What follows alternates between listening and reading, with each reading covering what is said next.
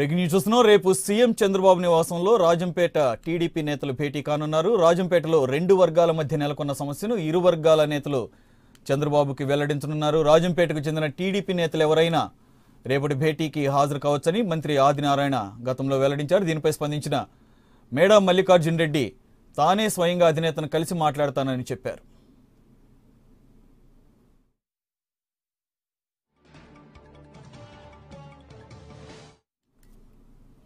ఇక పూర్తి వివరాలు మా ప్రతినిధి ఎంపీ రావు అందిస్తారు. రావు, యాక్చువల్గా 2 రోజుల క్రితం మేడా వర్గీయులకి అలాగే అటు ఆపోజిషన్లో ఉన్నటువంటి వాళ్ళకి టీడీపీలోనే వేరే వర్గం వాళ్ళకి గొడవ జరిగింది. ఈ పరిస్థితుల్లో మేడా అసలు ఏకంగా పార్టీయే మారతారని చెప్పేసి టాక్ వినపడింది. బట్ అదే రోజు ఆయన మీడియాతో మాట్లాడుతూ నేను ఎటువంటి సంప్రదింపులు జరపలేదు, ఏ పార్టీలోకి మారట్లేదని వివరణ ఇవ్వడం జరిగింది. రేపు ఏమైనా క్లారిటీ వచ్చే అవకాశం ఉందా సీఎం సమక్షంలో?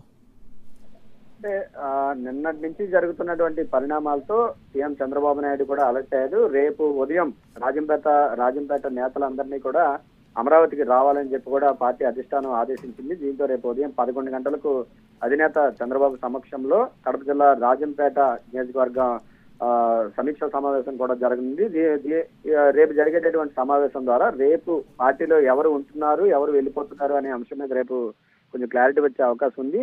నిన్న రాజంపేట నియోజకవర్గ సమావేశం సందర్భంగా మేడా మల్లికార్జున్ రెడ్డికి ఆహ్వానం అందలేదంటూ మేడా వర్గీయులు మంత్రి ఆదినారాయణ రెడ్డి అలాగే కడప జిల్లా టీడీపీ అధ్యక్షుడు శ్రీనివాస్ రెడ్డిలతో వాగ్వివాదానికి దిగారు. ఆ తర్వాత పరిస్థితి అంతా కూడా చాలా గందరగోళంగా నెలకొన్నటువంటి పరిస్థితి. ఇలాంటి పరిస్థితుల్లో అంటే గత కొంతకాలం నుంచి కూడా మేడా పార్టీని వీడుతున్నారు, వైసీపీలో చేరుతున్నారు అనే వార్తలు కూడా వినిపిస్తున్నాయి. ఈ నేపథ్యంలోనే నిన్న నన్ను ఆహ్వానించలేదు, పార్టీ సమావేశానికి నన్ను పిలవలేదు, కానీ నేను మాత్రం టీడీపీలోనే ఉంటాను, టీడీపీని వీడి ఎక్కడికి వెళ్లేది లేదని మేడా మల్లికార్జున రెడ్డి అయితే చెప్తున్నారు.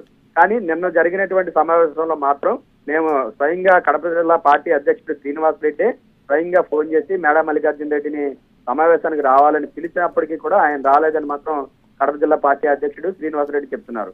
సో రేపు అధినేత వద్ద జరిగేటటువంటి సమావేశం ద్వారా రేపు ఒకవేళ అసలు మల్లికార్జున రెడ్డి రేపు సమావేశానికి హాజరవుతారా లేదా అనే దాని మీద రేపు క్లారిటీ రానుంది. ఒకవేళ సమావేశానికి హాజరు కానట్టయితే ఖచ్చితంగా మేడా మల్లికార్జున రెడ్డి టీడీపీని వీడి వైసీపీలోకి వెళ్ళిపోతున్నారనే దాని మీద స్పష్టత వచ్చే అవకాశం ఉంది. ఒకవేళ రేపు హాజరైనప్పటికీ కూడా మరి అధిష్టానం ముందు మేడా మల్లికార్జున రెడ్డి, ఎందుకంటే గత ఎన్నికల్లో 2014 ఎన్నికల్లో కడప జిల్లా నుంచి గెలిచినటువంటి ఏకైక టీడీపీ సీటు రాజంపేట ఎమ్మెల్యే మేడా మల్లికార్జున రెడ్డిది. అటువంటిది నాకు ఇక్కడ అన్యాయం జరుగుతుంది, ఒక్క ఎమ్మెల్యేని టీడీపీ ఎమ్మెల్యేగా నేను నేరుగా గెలిస్తే పక్క పార్టీ నుంచి వైసీపీ నుంచి వచ్చినటువంటి ఆదినారాయణ రెడ్డికి మంత్రి పదవి ఇచ్చారు, వీరందరూ కూడా నన్ను కావాలనే నా మీద అధినేతకు లేనిపోనివన్నీ కూడా చెప్పి నన్ను దూరం చేసే ప్రయత్నం చేస్తున్నారని ఇప్పటి వరకు అయితే చెప్తున్నారు.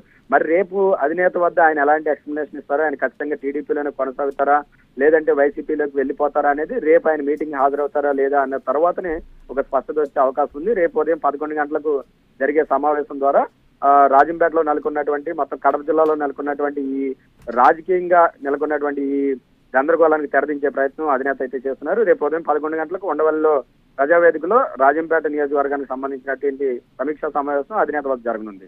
Right, okay, thank you Rao.